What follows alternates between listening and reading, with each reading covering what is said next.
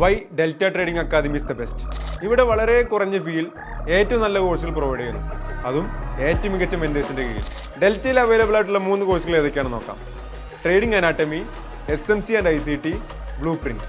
ട്രേഡിംഗിന്റെ basics തൊട്ട് advanced level വരെയുള്ള എല്ലാ കാര്യങ്ങളാണ് ട്രേഡിംഗ് അനാട്ടമി എന്ന കോഴ്സിൽ പഠിക്കുന്നത്.